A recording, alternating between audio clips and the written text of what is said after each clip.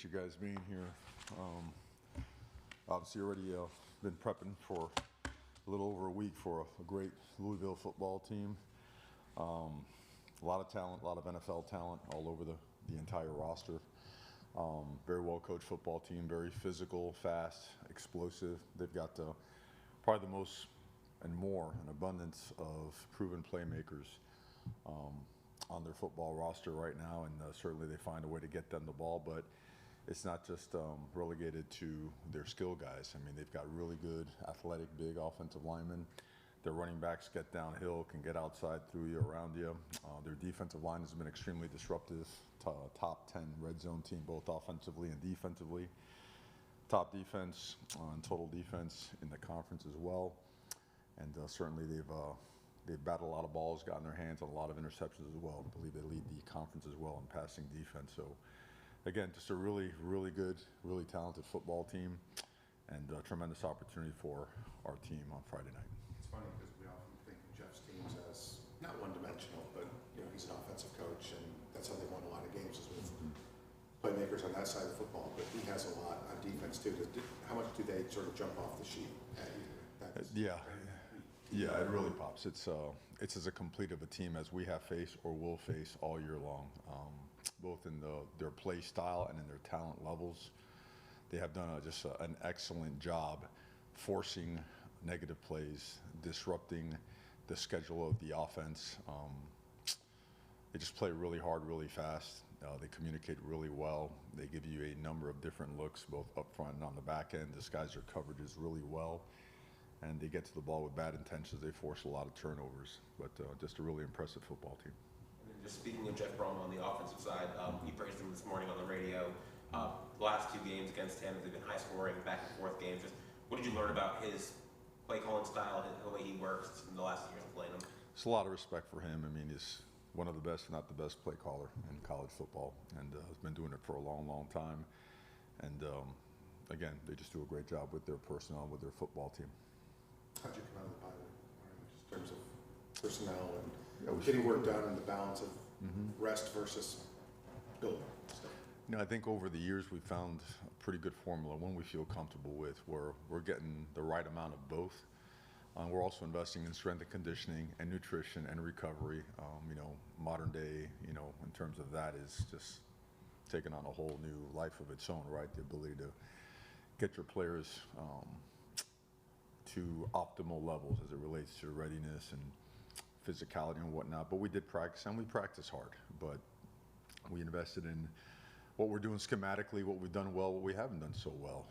Technically, what we have done well and not so well also, from the use of our hands to our hat position, pad level, eye discipline, whatnot, communication. So we challenged our guys and at the same time provided them opportunities to just get better with extra meeting time, extra walkthrough time, and of course, extra practice time while still focusing on the importance of our opponent on Friday night. You talked a lot during your time here about how it was not a knock at one time to play special teams. It didn't mean you were a third team guy. You wanted your best players out there playing a lot of special teams.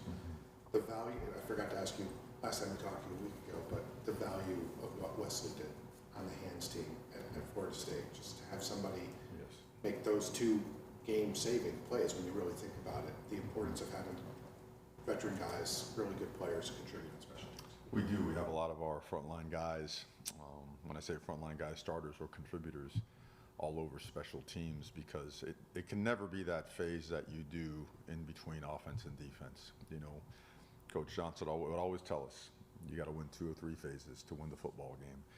And so we've improved a lot on special teams, and we're facing a team that is very aggressive on special teams. Got us with a fake last year that really changed the momentum of the game. And so we understand that. We understand the value of, the way our punter and kicker have been playing, and the fact that they have, it's arguably the best returner in the game as well, who is, I think he has 2 touchdowns already and has a couple other big returns. He averages over 20 yards a punt return. So the importance of that has been emphasized, and that's also a big area of focus throughout the bye week. You've emphasized, since being here, the importance of a team being player-led. During this bye week, did you see any positive signs of that continuing to take hold, accountability, or player-led leadership. You know, we shown impose that well. upon them all the time, and you know, there comes a point in time on every roster where the guys that you send out for the coin toss, right? They've got to take over, right? There comes a point in time where those guys just got to, from an alpha standpoint, as a leader, as a real deal dude, like you've got to set the tone in the locker room, in meetings, and in practice.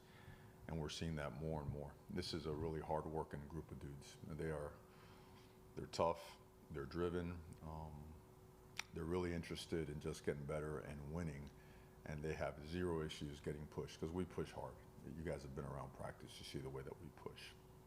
They are very in tune and very much, I would say almost, they appreciate the fact that we push and that we're on them hard and that we're tough on them. You know, it's not easy to be a Miami Hurricane, but they recognize that they have an opportunity to do really good things, but that we're nowhere near where we need to be.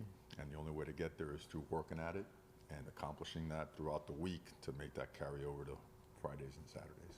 Mario, is there anything you have to change up just with the worky schedule the last couple of weeks? You know, game, bye week, Friday night game. Like, is there anything you have to change up just the last couple of weeks to just keep things fresh, or you know, make things work with the weird schedule? I think if I start making a big deal of it, then it becomes a big deal with the players. You know, I mean, it is what it is. You're never going to get the perfect schedule. You're never going to have the perfect anything in life. And I think it's important for us, and we're all adults. I think our players are adults. It's important for us to set the tone with that as well. Whatever comes our way, all right, so what? Like, now what? You know, let's roll. Let's do what we do. So I think what we all know is that the bottom line is at Friday at 7 p.m., the ball will be placed in the tee and kicked off. And between the time we've had and that time, we got to do our best to prepare. Corey's obviously a new member of the group, but when you get to this point in the year and just seeing how there's a lot to like, obviously. I know there's a lot still to work on, a lot to clean up, but there's a lot for you guys to like. How much of that is a byproduct of continuity amongst the staff and that people have better understanding of their jobs and their roles? Yeah, you know, it's you probably never ever get to tell the full story till way down the line, right? As years go by, and I think continuity, the right type of continuity. You could have the wrong type of continuity, and that could sink you, you know. And sometimes your best allies and your best advocates are in the building, and sometimes the worst ones are, right? So I think we've done a really good job selecting, streamlining, making the right additions, you know, to our staff. All those things combined to get to a place where I think these guys, the people in the building, the men and women, from academics to development, recruiting, they all are like, they're really in, and they add to the culture. They're all about the culture. They understand that, you know, we're not perfect. We have our warts like anybody else, but that, like, deep down at the core of what we do, what we want to do, like, it's real, it's demanding, it's gonna make and get the best out of everybody, and so they bring it, and we're getting better. We're getting better as a staff, just like we are as a team and a program. So, and just like we talk about how we still have a ways to go, we still have a ways to go as a staff. Corey's brought a lot to the table. He really has. He's as you know, he's a special dude. He really is. He's a special one, and he's only going to keep doing better and better things. To kind of follow up on Adam's question about scheduling. It is scheduled what it is. You can't change it. But Friday night in South Florida is high school football. Mm-hmm. Would you almost rather not ever see Friday night games, or I mean, how does it affect the bigger picture of what you're trying to do? In college football, it's, in my opinion, it was meant for, I'm not in any way, shape, or form has anything to do with this particular game. You know, it's been scheduled for a while, and we haven't discussed anything about it that's negative. If you look at big picture wise, you always would love for Thursdays and Fridays to be high school, and you know, it belongs to them, and then Saturdays for college, and then Sundays for the NFL. But I mean, there's so much football to be played. I think there's 50 straight days of football, so there's enough to go around, and I'm all about it. I mean, play football every day, you know, as long as humanly possible, and the world will be a better place. Mario, with the past game, we've seen a lot of CJ, we've seen a lot of Malachi. What are your thoughts on just the rest of the receiver core and the importance of finding maybe a third or fourth guy to step up help to spread everything around in the passing game? Well, I think they are there, and I think the ball finds you in this offense, right? This is the way that we run our offense. It's not designed for one guy to get the ball all the time. It is designed to attack coverages, coverage structures, right? What the defense is giving and taking away. And so if you do what you're supposed to do in this offense, the ball finds you. So you'll see from last year to the year before now this year, certain guys have more statistical impressive games than others at different times of the year in different games. So we're not concerned about that. I think the players understand that that's the way this offense is structured, and that as long as they bust their butts and do the right things and play really, really hard, which we have to play harder and get better, that the ball will find them. And it's all about doing your job, man. Doing your job and making routine plays work out in a big way. Does it surprise you that the buy-in has been so high on that front, just because it was the same thing last year too? But kids are playing for money now, and you're paid commensurate with how you perform in a lot of ways. And, right, wrong, indifferent, that's the way it is now. A kid's going to look at 6 for 109 and say I played really well, and see one catch for 11 yards, say I didn't. And yet your kids don't seem to complain much about that. How are you avoiding that Pandora's box? We're just being very honest. I mean, we work really, really hard, and 6 for 109 might have 12 mental errors and 4 poor blocks to it. So you're going to be ripped just as much as the guy that ran the wrong route and dropped the ball. So, I mean, we're very big picture oriented, and by that I mean team first mentality, knowing that, for example, the 16 scouts that were out there today, they're not necessarily all interested in stats now. They want to know how you play the game and what you bring to the table and all that stuff. I mean, it screams on film, from the way you come out early for walkthrough to whether you have your shirt tucked in and you're busting your butt in the run game as a receiver, whether you're finishing your blocks on offense. So I think that stands out, and I think we also we're getting better. So it's probably a little bit harder to play at Miami than it was a few years ago, and hopefully more and more good players want to come here so that the competition gets better. Because the one thing we are seeing, competition is bringing out the best out of our guys, and that's the only way to fulfill our promise to them, to make them the best that they can be. So we're going to stay along those lines. Every game has had 60,000 tickets out, or something like 60,000 or more for every game. I know when you're down there, you don't notice if it's 6 million or 6 people. I get that, but how much do you think that matters to the kids when they know that there's a crowd there behind them that they're going to appreciate? Well, we all notice. I mean, once the ball's kicked off, I mean, you might as well be on outer space, right? I mean, you're focused on what you're doing. But yeah, it's the support of the community, the passion of the community, the diehards that have come out, the new ones that have come out, the way that they've packed that stadium and brought the noise and brought that juice and energy.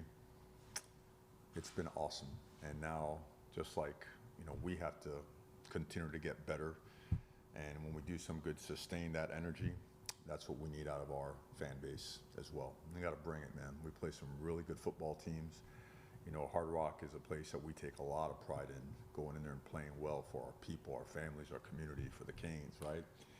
And so just as importantly is, we need them there, and we're always going to, demand their absolute best every time they come out. Looking at Bryce Fitzgerald, obviously he's had some big plays super early in his career. The fact that he came in later than everyone else and hit the ground running, just what was the work he had to put in to basically catch up and then kind of surpass people and get on the field? I mean, it's very similar, I guess. Guys have done it here, like what Mark Fletcher, right? OJ was another one, right? It's, football's a developmental sport, and you never can completely predict if it's going to happen day 1, year 3, year 4. We've had so many guys, probably equal talent levels, that have gotten it at different points in their career. So credit to him, the time he's invested.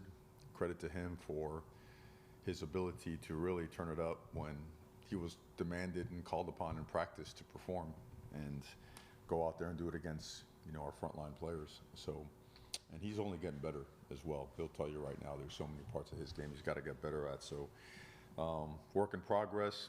Proud of him for what he's done so far, but he well knows, because I'm on him every day. He can expect that. We went to the same high school, so he's got to keep bringing it, but special future for him. Any special little, spark when it's a Columbus guy? You know, yeah, there is. But I'm just on him all the time. I guess I'm on everybody, but yeah, absolutely. How did Jordan Lyle look to you when he came back in the FSU game?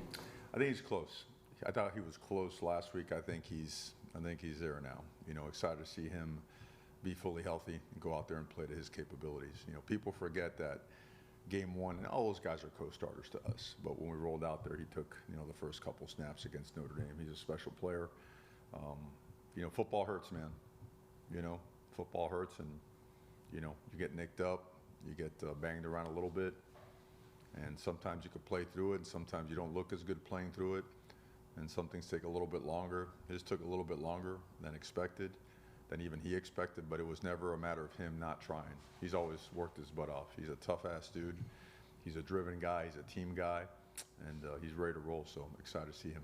Mario, how have you and your staff been able to utilize the bye weeks in regards to recruiting, seeing guys? And has that been an advantage that it's been 2 bye weeks close together in terms of recruiting? You'd like to space it out more. You'd like it almost like a quarter system, but it is what it is. You're only allowed 33 evals. That means, like, if you count a staff, you send out 10 staff guys on a Wednesday, that's 10 of your 33. So you have to be very strategic. You have to cover a lot of ground. And we did. It's just the balance of making sure that you don't miss any part of our players' development, because we invest a lot in development. We invest a lot in being around our guys. And at the same time, getting to the places we have to get to not only recruit, but to evaluate, right? You want to see these guys that you're recruiting, and how are they performing? Do they respond in competitive situations? How do they play against really good competition? How do they play deep into the season when they're in, a favorable position for the postseason, or whether they're not, right? You want to see their competitive character. So there's really no balance. You just go. Your bye weeks are just as busy, if not maybe even a little bit busier, minus the Saturday, than a regular, in-season week. You haven't, obviously, it's just the one road game so far, and I guess SMU, that's the next one. Yeah. That's crazy. How did you assess silent communication and all that in a true noisy road environment? How did that work? I think we prepared well. The sound system that we have here, you could turn that thing up to 110 plus decibels, and it was at that.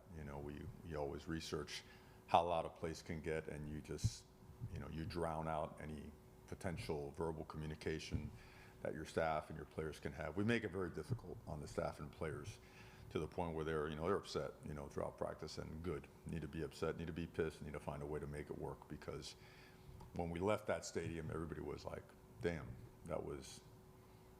thank God we did that. That really helped us prepare for this game and be successful. Okay? Thank you, guys. Appreciate you.